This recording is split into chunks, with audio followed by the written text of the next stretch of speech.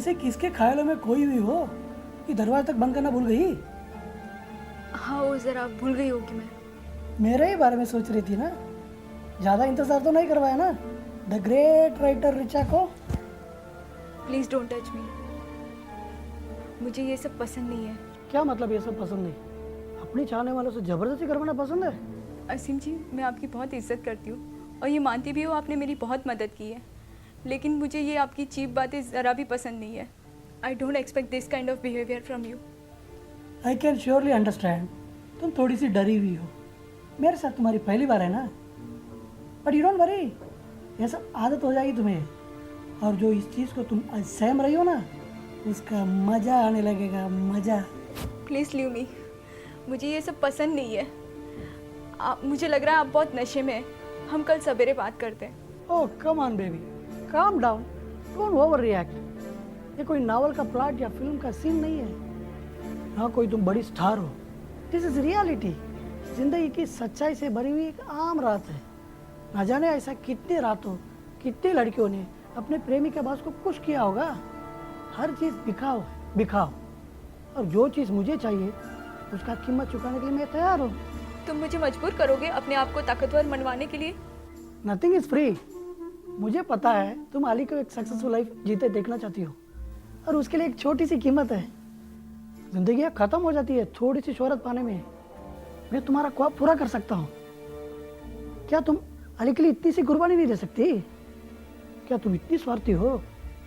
तुम अली से प्यार नहीं करती? हाँ, मैं उसे बहुत प्यार करती हूँ, इसलिए तुम्हारी ये घिनौनी शर्त कभी नहीं मान सकती। लेकिन अली को मेरी ज़रूरत है।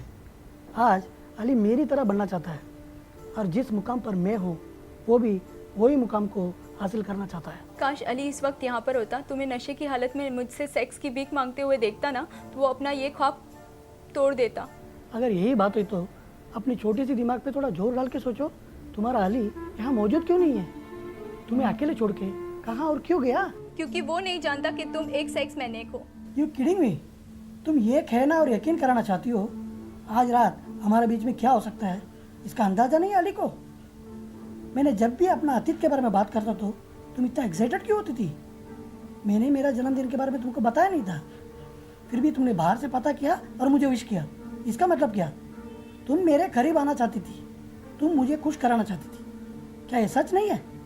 जवाब दो ऋचा, जवाब दो। Yes, I wanted to please you, क्योंकि मैं अली को खुश देखना चाहती थी। प्लीज़ मी टुनाइट, मैं तुमसे वादा करता हूँ अली को एक कामयाबी ज़िंदगी दूंगा। अब उसकी कामयाबी और खुशी तुम्हारा हाथों में। आज मैं बहुत खुश हूँ असीम जी।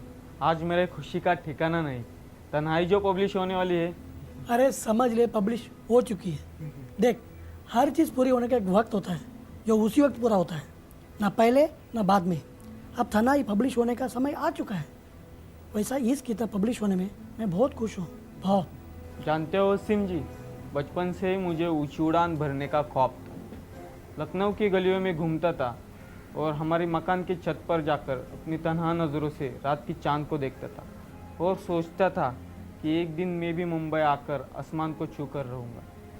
इन तन्हाइयों में घंटों खोया रहता था, और आज मेरे उड़ान पूरी होती देखकर मेरी तन्हाई भी मेरा साथ दे रही है। बचपन में मैं भी इसी तरह तन्हाई में बैठकर पेंटिंग्स बनाता था। अपना तन्हाई दूर करने के लिए कैनवास में आसमान को छूती हुई बड़ी बड़ी इमारतों का चित्र बनाता था। असीम जी, आपने अगर आखिरी वक्त पे पैसे नहीं दिए होते तो पता नहीं क्या होता, मैं तो बिल्कुल बर्बाद हो जाता। देखो अली, तुम एक मार्केटिंग जीनियस हो।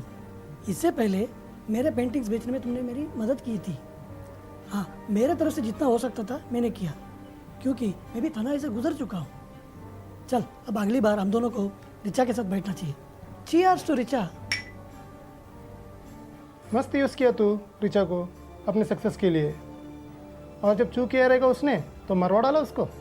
खुदा कसम सर, यह सच नहीं है। इन सब चीज़ों में मेरा कोई हाथ नहीं। इनफैक्ट मुझे तो लगता है यह असीम ने ही ऋचा को मरवाया। इतने भरोसे के साथ कैसे बोल सकता है तू? सर, आपको तो पता होगा कि कॉन्ट्रैक्ट के हिसाब से असीम को ऋचा को 7 लाख रुपए देना था, पर असीम उसे 15 लाख रुपए देने वाला था, जिसके मुताबिक 7 लाख रुपए बाय चेक और 8 लाख रुपए ब्लैक मनी जो असीम ऋचा को कैश देने वाला था। अब जब ऋचा जिंदा ही नहीं है तो असीम को 8 लाख का सीधा सीधा फायदा है। मुझे तो लगता है कि ऋचा के मर्डर के पीछे हो न हो असीम का ही हाथ है। हर दिन टेप रिकॉर्डर में एक ही कैसेट मत बजा कि असीम ने मारा, असीम ने मारा।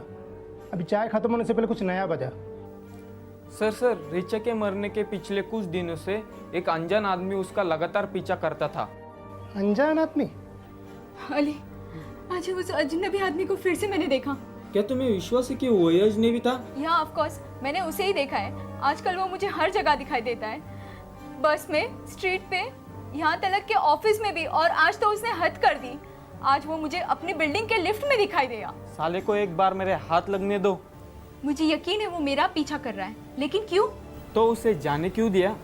हाँ, मैंने उससे बात की, गालियाँ दी, यहाँ तक कि मैंने उसे डराया और धमकाया, पर उस अजनबी इंसान को कुछ फर्क नहीं पड़ा। वो बस मुझे घूरता रहा, देखते रहा और चला जाता है।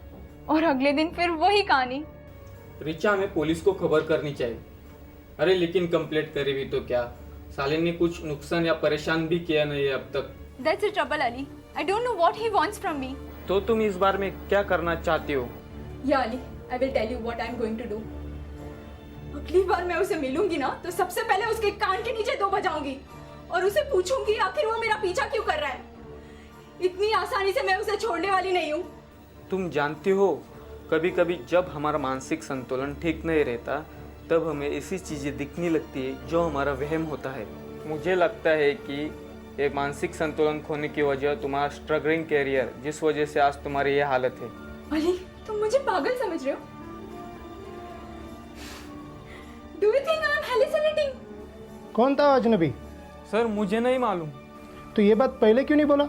माफ़ कर दो सर, दिमाग से निकल गया था। मुझे लगता था कि ये सिर्फ ऋचा का वहम होगा। चूतिया है क्या हम? पागल बेटे इधर, हर दिन बस तू नई नई कहानियाँ बना बना कर ला रहा है। पिछले दिन तू स्टेटमेंट देने आया था, तभी तेरे दिमाग में ये बात नहीं आई कि ये बात हमारे लिए कितना इम्पोर्टेंट है। सर मुझे तो लगता है कि उस अजनबी आदमी को असीम ने ही भेजा होगा ऋचा को मारने के लिए। साला पोटिया भी किसी काम का नहीं निकला। तेरा काम हो गया, तू निकल। ए रुक, इधर तो साला सब लोग अपना अलग अलग खिचड़ी पका रहा है। आपको क्या लगता है कि असीम ने ही भेजा था अजनबी को ऋचा का मर्डर करने के लिए? अगर आपका जवाब हाँ है तो SMS कीजिए यस, अगर आपका जवाब ना है तो SMS कीजिए no. SMS your right answer on 98212 88400. The lucky winner will get an opportunity to do a free film direction cum script writing course at Montage Film and Television Academy, Mumbai.